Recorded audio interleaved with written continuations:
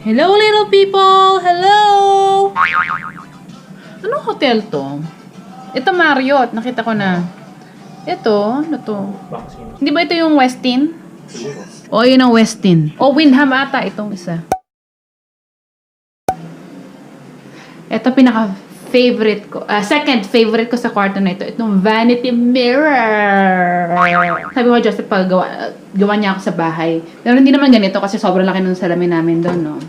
So, ito gusto ko yung ganyan. Tapos, merong ring light na ganito dito all around. Papa, nag-makeup ako. Chenes. Ito pag lumapit ka, oh. This place is just so awesome. Sayang hindi na ako makapag-swimming. Stay ulit kami dito kapag bumalik kami. Ewan ko, peaceful dito sa Hilton anyway. Kasi sa baba, hindi casino, hindi amoy usok, ang bango-bango. Ano yun? Kausap kong people.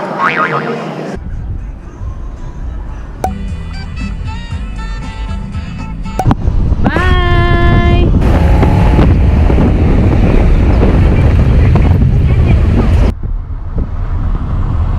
Bye! See you soon, Megan! And Lara! Happy ako. Kasi nakita kong Backstreet Boys.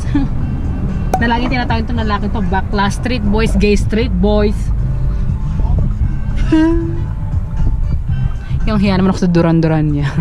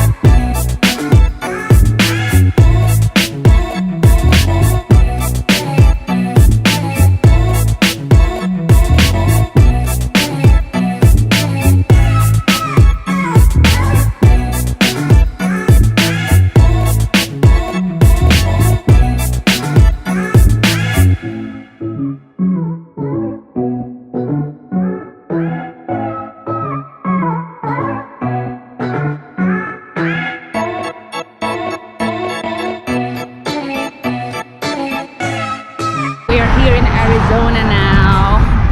Ang galing. Nakakatuwa naman. 2 places at once.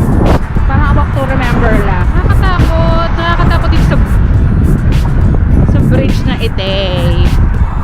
Nakalerke.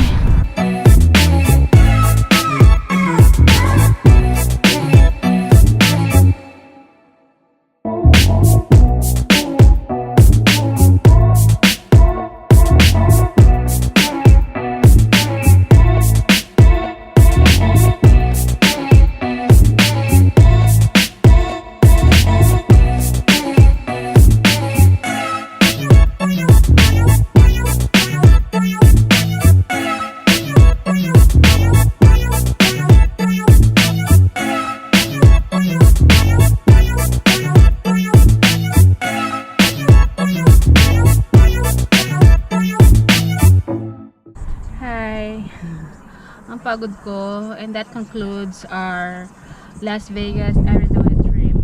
Masaya siya. Isa siyang mag-adventure. Tapos nakatakbo backstage. Lakas ng hangin dito sobra, kaya pag nandito kayo, be careful of your phones. At ang init. Hopefully hindi natunaw yung Royce chocolate. Yun lang. Hindi kaya yung Royce chocolate ko pala dito natunaw. Oh my gosh. Yun ang pinakamahalaga yung truffle. Hindi na ma-chocolate. Pagod ako pero masaya. Masaya experience. Sige na, babush.